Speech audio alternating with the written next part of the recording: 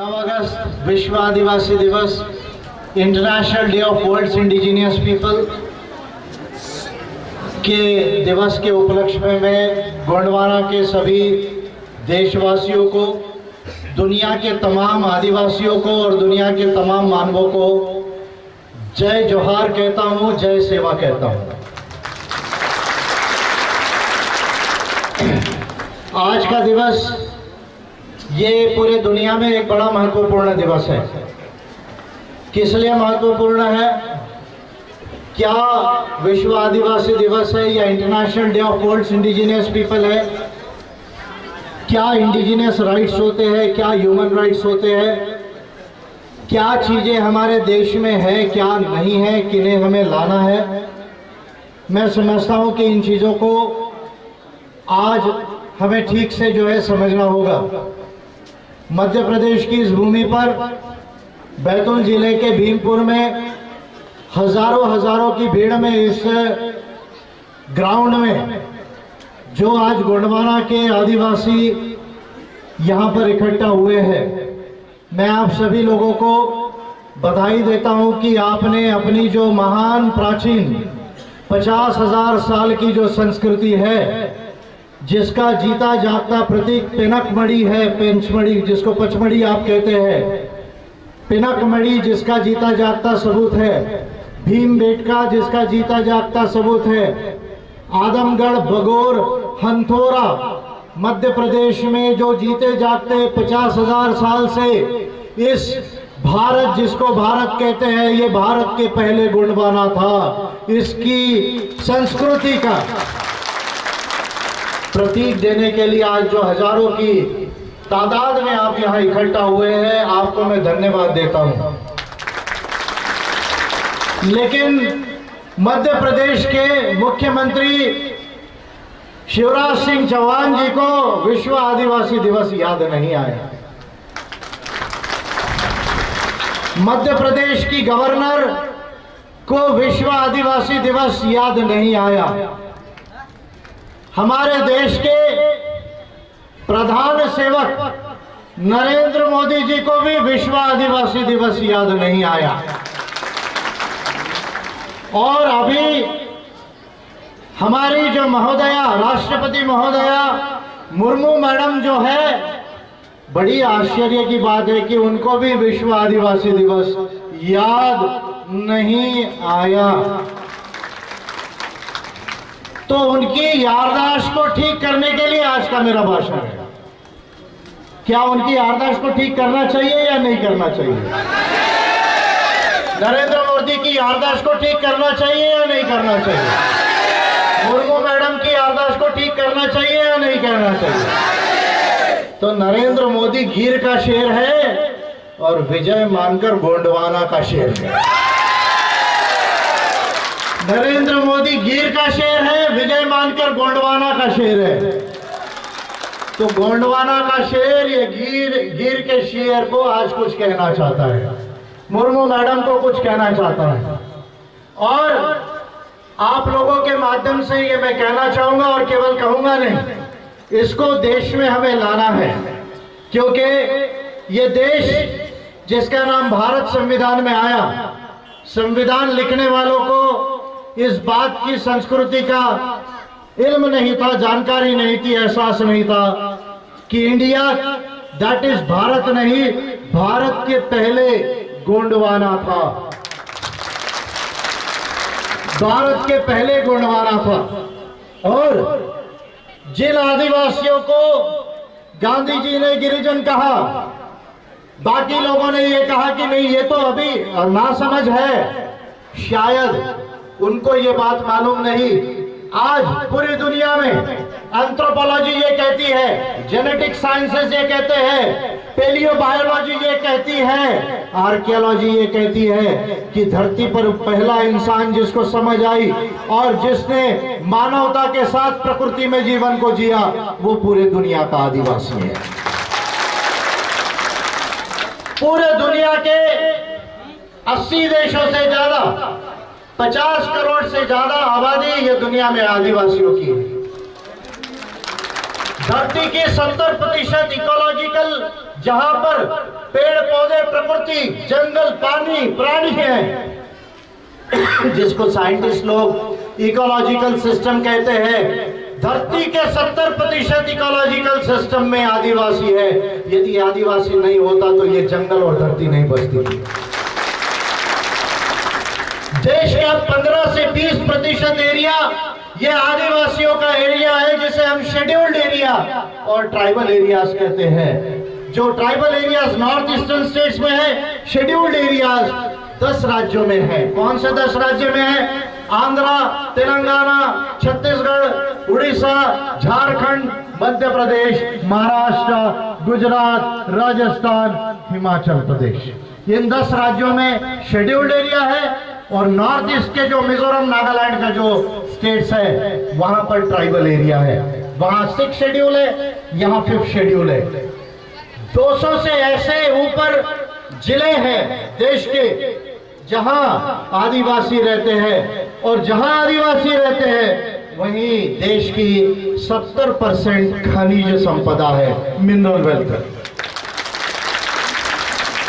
मैं कुछ स्टैटिस्टिक्स आप लोगों को बताना चाहता हूं। तो मैं अब राष्ट्रपति महोदया जी से कुछ कहना चाहूंगा, नरेंद्र मोदी जी से कुछ कहना चाहूंगा, क्योंकि ये भाषण यहाँ भीमपुर में हो रहा है, लेकिन ये भाषण भीमपुर तक नहीं रहेगा, ये रिकॉर्ड हो रहा है। और आप लोग सब जानते हैं कि मेरा भाषण पूरे देश और दुनिया में लाखों लोग सुनते हैं। तो आज मध्य प्रदेश के आदिवासियों के माध्यम से मैं राष्ट्रपति महोदया मुर्मू मैडम को और मोदी सरकार को और 10 राज्य जहां शेड्यूल्ड एरियाज है उनके गवर्नर्स को, उनके मुख्यमंत्रियों को, और 6 शेड्यूल के जो 7 राज्य हैं उनके गवर्नर्स और उनके मुख्यमंत्रियों को कुछ बात कहना चाहता हूं। क्या कहना चाहता हूं कि देश में आदिवासी 12 करोड़ के आसपास आदिवासी होंगे। अभी 2021 की जनगणना होगी। 9% से ज्यादा देश में आदिवासी होंगे। लेकिन भारत सरकार जब जनगणना करा रही है तो वो जनगणना में कॉलम में एक छोटा सा कॉलम डालने के लिए अमित शाह जी को दिक्कत हो रही है। कौन सा कॉलम है? देश के आदिवासी ये कह रहे हैं कि भाई आपको जो धर्म लिखना है लिखो, उससे हमको कोई परहेज नहीं, पर हमको एक कॉलम दे दो, हमको एक कोड दे दो, क्योंकि हम तो कभी हिंदू थे ही नहीं इस देश के अंदर में। हम तो प्रकृति को मानने वाले हैं, हम तो कोया पुनेम को मानने वाले हैं, हम तो त्रिमंद सुलसरी को मानने वाले हैं, हम तो सरना को मानने वाले हैं, हम तो डानी पोलो को मानने वाले हैं। अरे हमने तो हजारों साल से ईश्वर को नहीं माना, आत्मा को नहीं माना, केवल प्रकृति को माना है। हम उस प्रकृति को मानने वाले लोग हैं। तो इसलिए हमको एक कॉलम दे दो जिससे 12 करोड़ आदिवासी उस कॉलम में लिख देंगे, कोया पुनेम लिखेंगे, सरना लिखेंगे, डानी पोलो लिखेंगे, एक साथ में पूरे दुनिया में पता चल जाएगा कि 12 करोड़ देश में आदिवासी। लेकिन ये भारत सरकार, मोदी गवर्नमेंट सेंसस के कॉलम में ट्राइबल कोड को लाना नहीं चाहती। मैंने 2019 में पिटीशन किया। आज बारिश का मौसम है, वो सब मैं आपको दिखा सकता था कैमरे में, लेकिन आज वो मैंने अंदर रखा हुआ है। 19 में मैंने पिटीशन किया कि भाई आदिवासियों का कोड होना चाहिए, क्योंकि ये मानव अधिकार कहता है। क्यों मानव अधिकार कहता है? यदि संयुक्त राष्ट्र नहीं होता, यूनाइटेड नेशंस नहीं होता, तो शायद दुनिया में आदिवासी ये सबसे सभ्य समाज है, उनकी सभ्यता संस्कृति सबसे महान है, और हजारों साल से वो जंगलों में, पहाड़ों में रहते आए हैं प्रकृति और मानवता के साथ, और उसके लिए जल जमीन जंगल के संस्कृति के वो सही में मालिक है। ये कंसेप्ट एस्टेब्लिश नहीं होती थी, इसको मान्यता नहीं मिलती थी। इस एक बात को समझने की जरूरत है। 1994 में यूनाइटेड नेशंस ने, संयुक्त राष्ट्र ने सबसे पहले इस बात का resolution United nation general assembly में पारित किया कि दुनिया में 9 अगस्त ये विश्व आदिवासी दिवस होगा। ये भारत के संविधान में नहीं है, ये यूनाइटेड नेशंस के ह्यूमन राइट्स इंटरनेशनल लॉ में है। इस एक बात को हमें समझने की जरूरत है। भारत का संविधान हमें 5वीं अनुसूची में कुछ अधिकार तो देता है, लेकिन संविधान हमें मूल निवासी नहीं मानता, एबोरिजिनल ट्राइब नहीं मानता, इंडिजिनस पीपल नहीं मानता।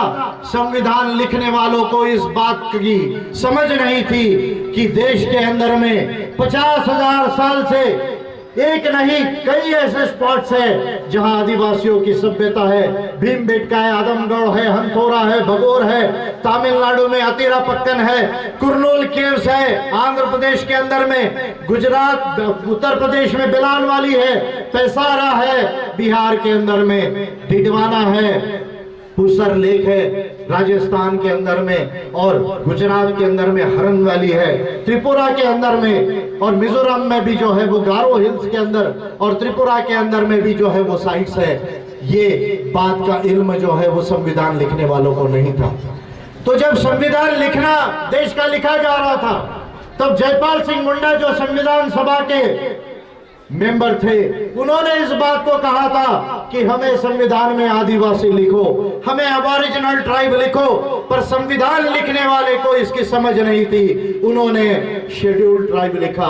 पहली बात वहां बिगड़ी है देश के अंदर में, इस बात को हमें समझने की जरूरत है। बाद में संयुक्त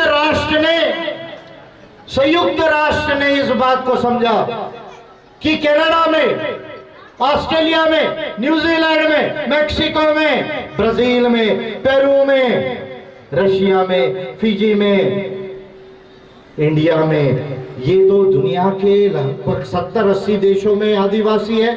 और ये आदिवासी तो सबसे सभ्य लोग हैं, सबसे प्राचीन सभ्यता है, और ये तो हजारों साल से जंगलों पहाड़ों में रहे हुए हैं, जिसको कहा टेरिटरी है, एंसेस्ट्रल डोमेन है।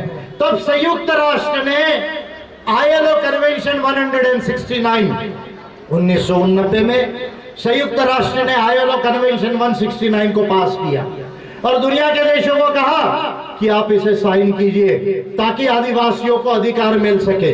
लेकिन आश्चर्य की बात है कि आज राहुल गांधी जी को आदिवासी दिवस याद आया, अच्छी बात है, याद आया।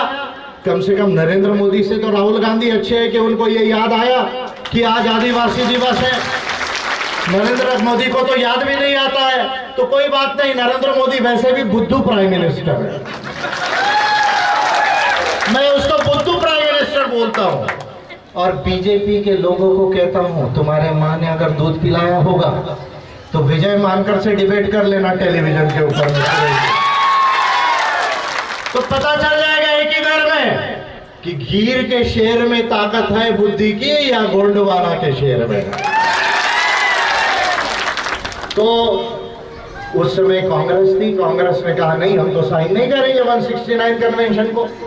आज बीजेपी कहती है कि हम भी साइन नहीं करेंगे। कमाल है मुर्मू मैडम, आप राष्ट्रपति बनते ही मुंह बंद हो गया। कल तक तो आप आदिवासी आदिवासी कहती थी, आज 9 अगस्त को आप कैसी भूल गई कि आज विश्व आदिवासी दिवस है? कैसे भूल गई? तो मैं ये कह रहा हूं, I am giving the agenda to the president of India, honourable president of India, राष्ट्रपति महामहिम जी, आपको मैं एजेंडा दे रहा हूं। नरेंद्र मोदी जी मैं एजेंडा कर रहा हूं, शिवराज सिंह जी मैं आपको एजेंडा दे रहा हूं। ये 12 चीजें देश के अंदर कर लो, और अगर आप ये कर ले हो तो ये मैं मानूंगा कि सही में आप देश के आदिवासियों को चाहते हो, आदिवासी की सभ्यता को चाहते हो। अन्यथा आप केवल आदिवासियों को गुमराह कर रहे हो वोट के लिए और अपनी राजनीति के। क्या मैं कह रहा हूं? मैं कह रहा हूं कि 12 चीजें कर लो। क्या चीजें कर लो? पॉइंट नंबर 1, भारत सरकार संयुक्त राष्ट्र के ILO कन्वेंशन 169 को साइन करे और घोषित करे कि देश के 12 करोड़ आदिवासी ये इंडिजिनियस पीपल है, वो आदिवासी है, इसकी घोषणा करे 169 ILO कन्वेंशन को साइन करके। ये पहला काम करने की जरूरत है इंडिया के अंदर। दूसरा काम ये करने की जरूरत है कि आप भारत के संविधान को संशोधन करके, भारत के संविधान को संशोधन करके 5वीं और 6वीं अनुसूची के अधिकार पर्याप्त नहीं, जो ILO 169 कन्वेंशन कहता है, या United Nations declaration of rights of indigenous people कहता है? क्या कहता है? 5 चीजें कहता है: land, territories, resources, culture and self identification. Pramod, मेरे इससे वो बिल निकालना ट्राइबल्स का, इंडिजिनियस पीपल का। Land, territories, resources, culture and self identification. यानी लैंड, जमीन, किसकी जमीन है? आदिवासियों की। टेरिटरी, वो जहां तक क्षेत्र में रहते हैं वो टेरिटरी किसका है? आदिवासियों का है। कल्चर, संस्कृति किसकी है? आदिवासियों की है।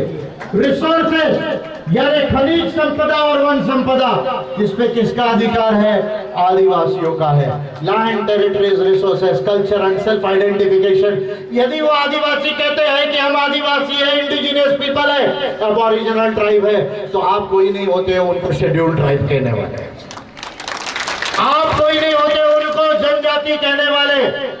तो ये 169 ILO कन्वेंशन को साइन करे, देश के आदिवासियों को इंडिजिनियस पीपल घोषित करे, ये पहला काम करे। और दूसरा, जो आदिवासी के क्षेत्र में 70% खनिज संपदा है, कमाल की बात है कि कोरोना बंदी होती है, अडानी जी की संपत्ति डबल हो जाती है, अंबानी जी की संपत्ति डबल हो जाती है। ठीक है, वो बिजनेस कर रहे हैं, पर मैंने एक बात कही, सालों साल से बात कही, वो मैं पहला लीडर हूं इंडिया में जो इस बात को ऊपर लाया, और केवल ऊपर नहीं लाया, संसद को 2 बिल बना कर दिया। उसकी एक कॉपी दिखा रहा हूं मैं आपको। संसद को 2 बिल बना कर दिए संविधान के अंदर संशोधन करने के लिए, क्योंकि इंडिया का संविधान अच्छा है पर परिपूर्ण नहीं, डिफेक्टिव है। ये संविधान डिफेक्टिव है, ये देश के आदिवासियों के साथ न्याय नहीं करता, उनको इंडिजिनियस राइट नहीं देता, उनको इंडिजिनियस पीपल नहीं कहता। ये गलती संविधान लिखने वाले ने की है, इसलिए ये संविधान में दुरुस्ती करने के लिए, संशोधन करने के लिए मैंने संसद को 2 बिल बना कर दिए। क्या कहा था मैंने कि जिस दिन ये मेरे 2 बिल देश में लागू हो जाएंगे, उस दिन देश का सबसे अमीर आदमी ये अंबानी नहीं होगा, आदिवासी ये देश का सबसे अमीर आदमी होगा। क्यों अमीर होगा? कैलकुलेशन समझिए, मैथमेटिक्स समझिए, मैं आपको मैथमेटिक्स समझाता हूं। 1000 लाख करोड़, ध्यान से सुनिए, 1000 लाख करोड़ रुपए की संपत्ति ये आदिवासियों के जमीन के अंदर है। ताली कम बजी आपकी, शायद कैलकुलेशन ध्यान में नहीं आए। 1000 लाख करोड़ कितना है? बोलो, जब से बोलो, 1000 लाख करोड़। अभी आप देखिए, भारत का जीडीपी केवल 250 लाख करोड़ है। भारत का जीडीपी कितना है? 250 लाख करोड़ है। हमारी जमीन के नीचे कितना है? 1000 लाख करोड़ रुपया। तो अब मैं आपसे सवाल पूछता हूं, क्योंकि मुर्मू मैडम को सुनाना है, बुद्धू प्राइम मिनिस्टर को सुनाना है। मुझे आप डर नहीं लगता, ये बीजेपी वाले ये मेरे बाएं हाथ का खेल है। जिस दिन मेरे आगे आएंगे ना ये इनके अंतरी मंत्री संतरी जितने भी लोग आएंगे, चाहे आप निर्मला सीतारमन को आने दीजिए या रविशंकर प्रसाद को आने दीजिए, या वो स्मृति ईरानी मैडम जो है ना ड्रामा वाली, उनको आने दीजिए, जिस दिन विजय मान करके आगे आएंगे ना, कोई नहीं टिकेगा, देख लेना टेलीविजन में आपको। तो और मैं तो आपके बिहाफ पे ये बात कह रहा हूं, तो मैं ये कह रहा हूं, अब मुझे ये बात बताइए, जल जमीन जंगल किसका है? जल जमीन जंगल किसका है? जल जमीन जंगल किसका है? तो जल जमीन जंगल के नीचे जो संपत्ति है वो किसकी होनी चाहिए? किसकी होनी चाहिए? तो मैं कह रहा हूं भाई, अरे 15-20% का ही शेयर होल्डर बना दो। आप आदिवासियों की जमीन लेते हो, अंबानी, अडानी और बाकी कंपनीज को देते हो, गवर्नमेंट अपना प्रोजेक्ट बनाते हो, लेकिन आदिवासियों को 15-20% का शेयर होल्डिंग राइट दे दो। आपके ट्राइबल प्लान की जरूरत आदिवासियों को नहीं रहेगी, जरूरत पड़ेगी तो भारत सरकार को आदिवासी लोन देगी। ये होना चाहिए या नहीं होना चाहिए? होना चाहिए या नहीं होना चाहिए? दूसरा, एजेंडा। अब तीसरी बात कह रहा हूं, और छोटे छोटे महत्वपूर्ण पॉइंट है। क्या महत्वपूर्ण पॉइंट है? पेशा कानून। 1996 में पेशा कानून बना। जब 94 संयुक्त राष्ट्र ने कहा कि 9 अगस्त ये विश्व आदिवासी दिवस होगा, उसके बाद भारत की संसद को होश आया। अब क्या करेंगे बेचारे हमारे सांसद भी, रिस्पेक्टेड सांसद है लेकिन पढ़ते लिखते कम है, सड़क पर ज्यादा खड़े हो जाते हैं। हमारे सांसद अच्छे हैं, मैं उनको रिस्पेक्ट से कह रहा हूं, लेकिन पढ़ते लिखते कम है, सड़क पर ज्यादा खड़े होते हैं। अब क्या करेंगे जब संसद का सेशन चालू होता है? पढ़ाई तो होती नहीं, तो जो सड़क पे करते वही जाके संसद में, पार्लियामेंट में करने लगते हैं। आपको समझ में आ रहा है? आएगा धीरे धीरे। तो मैं ये कह रहा हूं, तीसरा काम करो। संसद को लेट आया पेशा लॉ। पेशा लॉ का सेक्शन 4O, पेशा लॉ का सेक्शन 4O क्या कहता है? 4O, पेशा लॉ का सेक्शन 4O ये कहता है कि संसद को पेशा लॉ के ऊपर और विधानसभाओं को ऐसा कानून बनाना चाहिए कि जिला स्तर के ऊपर में 6th शेड्यूल की व्यवस्था 5वें शेड्यूल के क्षेत्रों में बने। 5वें शेड्यूल के क्षेत्रों में 6th शेड्यूल की व्यवस्था बने। यानी अगर सपोज 6 शेड्यूल होता तो मिनरल राइट्स हमको मिलते, टैक्सेशन का राइट हमको मिलता, और उसका उपयोग हम ग्राम सभाओं के डेवलपमेंट के लिए, आदिवासियों के डेवलपमेंट के लिए करते। संसद ने 4O के ऊपर नहीं बनाया। उसके बाद संविधान का आर्टिकल 243ZC जो 73rd अमेंडमेंट के बाद आया 1993 में, 1993 में, वो ये कहता है कि पार्लियामेंट को लॉ बनाना चाहिए, और पार्लियामेंट ने लॉ नहीं बनाया। और उसका क्या परिणाम हो रहा है कि अनुसूचित क्षेत्रों में गैर अनुसूचित क्षेत्र बनाए जा रहे हैं। म्युनिसिपैलिटीज, अर्बन बॉडीज, यानी जो शहर बन रहे हैं अनुसूचित क्षेत्रों में, वहां पर आर्टिकल 243ZC के हिसाब से पार्लियामेंट को कानून बनाना चाहिए, लेकिन वो कानून पार्लियामेंट नहीं बना रहा है। इसके वजह से 5वीं अनुसूची के अंदर जो पेशा लॉ लागू होता है वो शहरी क्षेत्रों में, अनुसूचित क्षेत्र के अंदर शहरी क्षेत्रों में पेशा लॉ लागू नहीं होता है। इसका मतलब ये जो 15-20% जो शेड्यूल्ड एरिया है और ट्राइबल एरियाज है, उसमें पर्टिकुलरली शेड्यूल्ड क्षेत्रों में नॉन शेड्यूल्ड एरिया बनाने का काम इनडायरेक्ट तरीके से राज्य की सरकारें और संसद कर रही है। तो ये 2 लॉ बनाए जाए, पेशा लॉ में 4O और 243ZC ये किया जाए।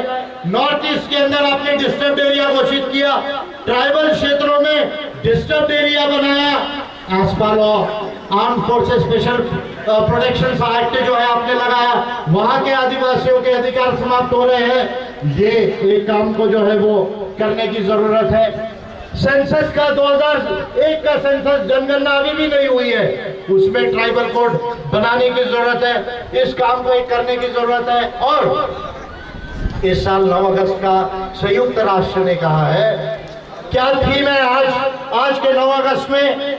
आदिवासी की भाषा है, आदिवासी की भाषा है। आज संयुक्त राष्ट्र ने कहा पूरे दुनिया में कि दुनिया की जो आदिवासी की भाषाएं हैं, जो सबसे प्राचीन है, उनके संरक्षण के लिए, उनके संवर्धन के लिए आपको स्पेशल लॉ पॉलिसी बनाना चाहिए, ये संयुक्त राष्ट्र ने कहा।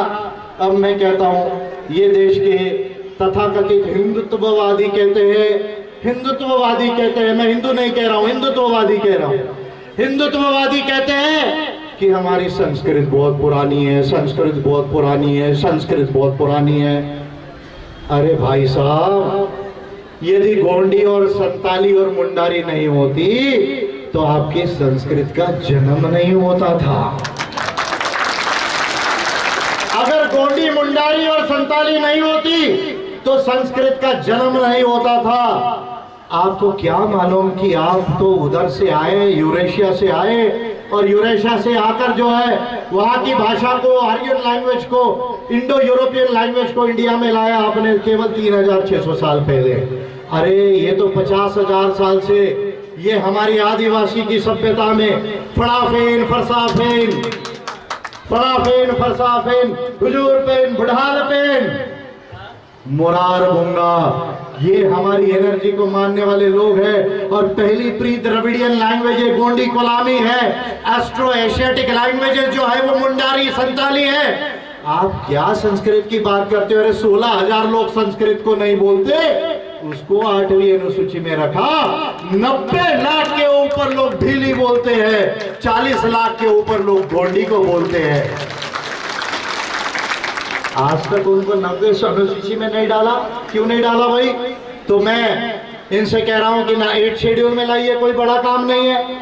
उसके बाद का एजेंडा, 90 लाख के लोग ऊपर भील बोलते हैं। दक्षिण राजस्थान, उत्तर पूर्व गुजरात, पश्चिम मध्य प्रदेश और महाराष्ट्र की 2-4 तहसीलों में ये भील वास्तव्य करते, भील आदिवासी वास्तव्य करते। आपने जब 1956 में राज्यों को बनाया, 2000 में राज्यों को बनाया, तो आपने आदिवासी की टेरिटरी को ध्यान में रख के, उनके एंसेस्ट्रल डोमेन को ध्यान में रख के राज्य नहीं बनाया। आपने भाषा के आधार पर राज्य बनाया। लेकिन 1 करोड़ के आसपास भील ये कह रहे हैं कि हमें भील प्रदेश चाहिए, हमें अलग राज्य चाहिए। मैं भील प्रदेश का सपोर्ट करता हूं। मैं भील राज्य बनना चाहिए, आदिवासी राज्य बनना चाहिए, इसका सपोर्ट करता हूं। दक्षिण बस्तर, कोरापुट और तेलंगाना और महाराष्ट्र का गढ़चिरौली जिला मिलाकर एक आदिवासी जिला बन सकता है, इसका मैं सपोर्ट करता हूं। झारखंड के और बाजू बाजू के बंगाल के जिलों को मिला दिया जाए तो आदिवासी स्टेट बन सकता है, इसका मैं सपोर्ट करता हूं। देश के अंदर में सेकेंड स्टेट्स रीऑर्गेनाइजेशन कमीशन को बनाकर आदिवासी राज्यों को बनाया जाए। ये एक महत्वपूर्ण जो है एजेंडा है, जो मैं राष्ट्रपति मैडम को जो है वो देना चाहता हूं। होना चाहिए या नहीं होना चाहिए? पक्का?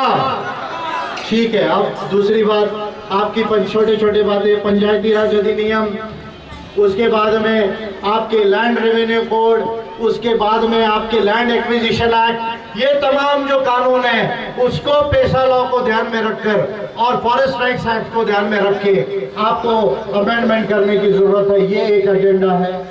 उसके बाद 10 राज्यों ने अभी तक पेशा रूल्स को नहीं बनाया। मैंने इन 10 राज्यों के गवर्नर्स को और सीएम को 26 जनवरी 2001 को पिटीशन किया। क्या पिटीशन किया? कि पेशा नियम बनाने की जरूरत है। अगर पेशा नियम नहीं बनेंगे तो फिर 5वीं अनुसूची में ग्राम सभाओं को अधिकार नहीं मिलेंगे।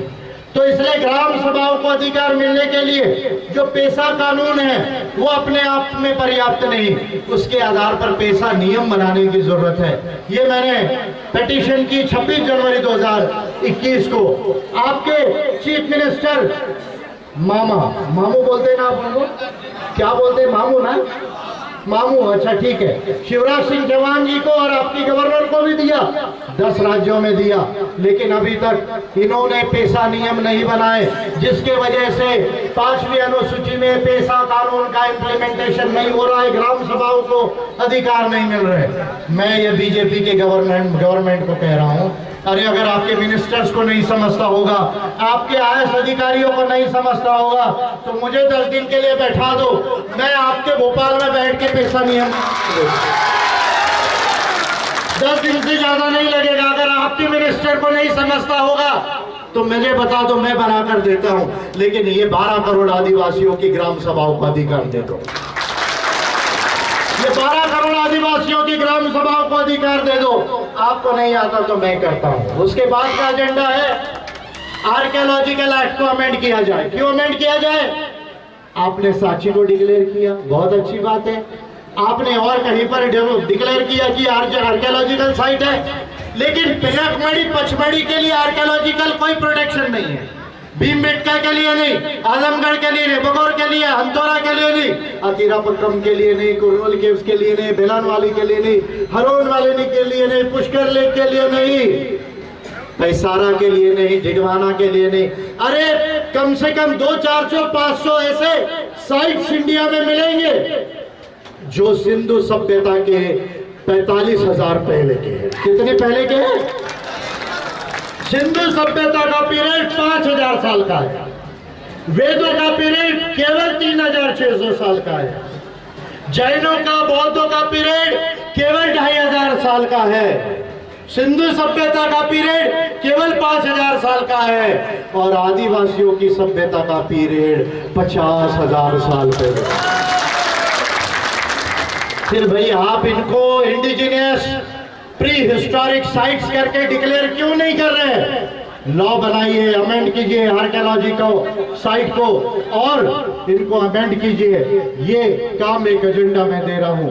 और आखिरी में एक बात कहता हूं आप लोगों को, अगर आप इससे एग्री करते तो जम से बोलना। अभी आपने एक नारा लगा, जय जोहार का नारा है, जय जोहार का नारा है। और क्या बोला आप लोगों ने? कुछ तो भी बोला आपने, मैंने सुना, भूल गया। आप मुझे एक बात बताइए, भारत से पहले गोंडवाना था या भारत के बाद गोंडवाना है? अच्छे से सोच के बताइए, भारत से पहले गोंडवाना था या भारत के बाद गोंडवाना आया? अच्छे से बोलिए, भारत के पहले क्या था? भारत के पहले क्या था? भारत के पहले क्या था? अरे भाई, फिर ये संविधान के अनुच्छेद 1(1) में इंडिया दैट इज भारत क्यों लिख दिया? आपको आश्चर्य हो रहा है? अरे भाई, फिर कॉन्स्टिट्यूशन के 1(1) में क्यों इंडिया दैट इज भारत लिखा? अरे वो कौन सा विद्वान आदमी था जिसको ये नहीं मालूम था कि सिंधु सभ्यता ये वैदिक सभ्यता के पहले थी? यानी सिंधु सभ्यता 5000 साल, वैदिक सभ्यता 3600 साल और गोंडवाना की सभ्यता 50,000 साल। तो संविधान के आर्टिकल 1 में क्या लिखा होना चाहिए? India that is Gondwana. क्या लिखा होना चाहिए?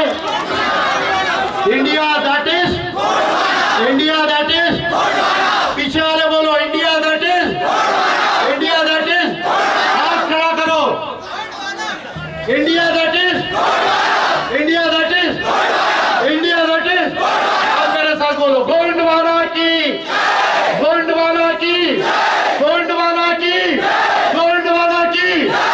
बाद में तुम्हारा वंदे मातरम, बाद में तुम्हारा भारत माता की जय। सबसे पहले क्या? सबसे पहले क्या? सबसे पहले क्या?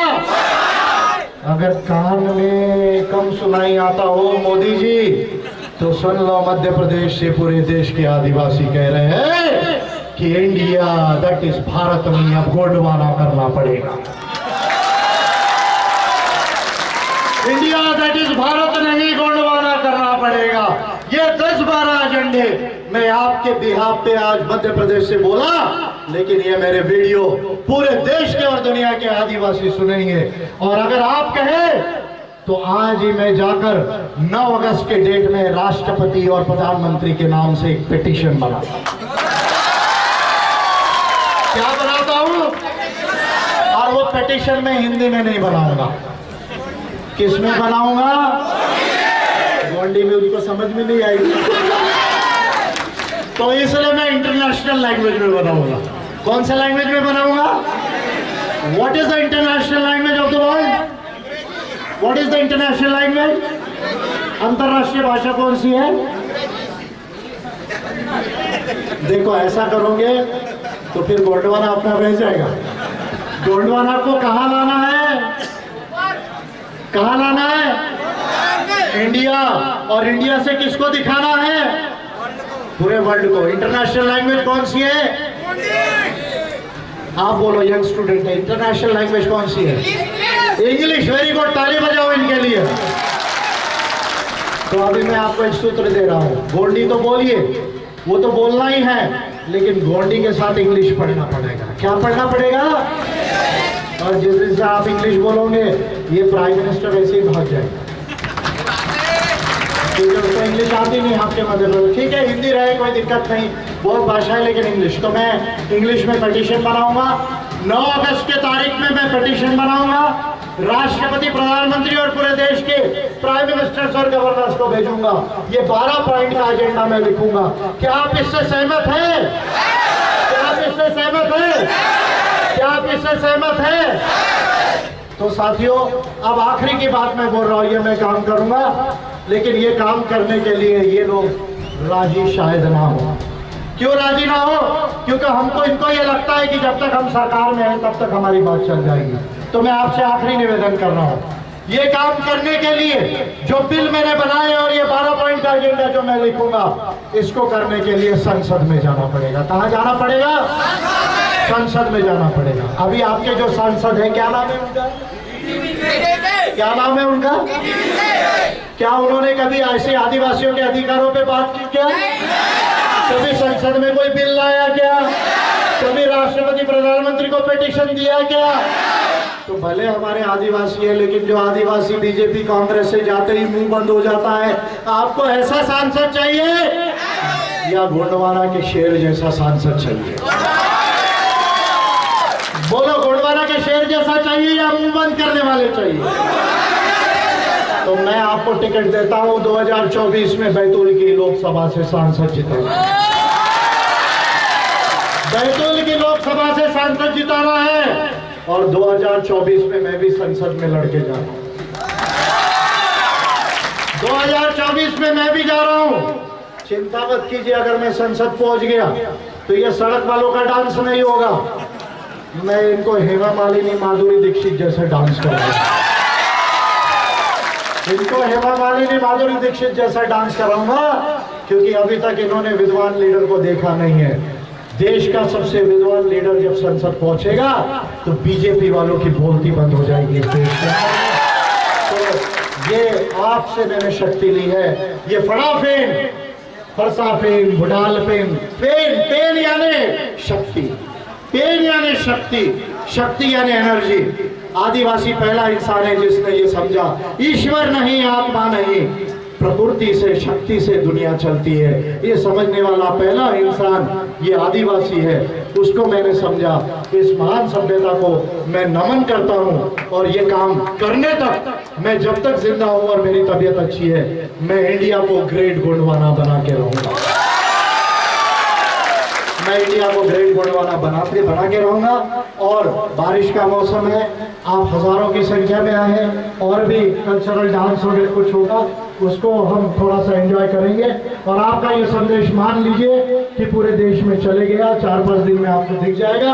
और ये काम के ऊपर हम आगे का काम करेंगे। फिर से एक बार 9 अगस्त विश्व आदिवासी दिवस, international day of the world indigenous people की बात को ऊपर आपको मैं जय जोहार कहता हूँ। जोहार, जय सेवा, जय गोंडवाना।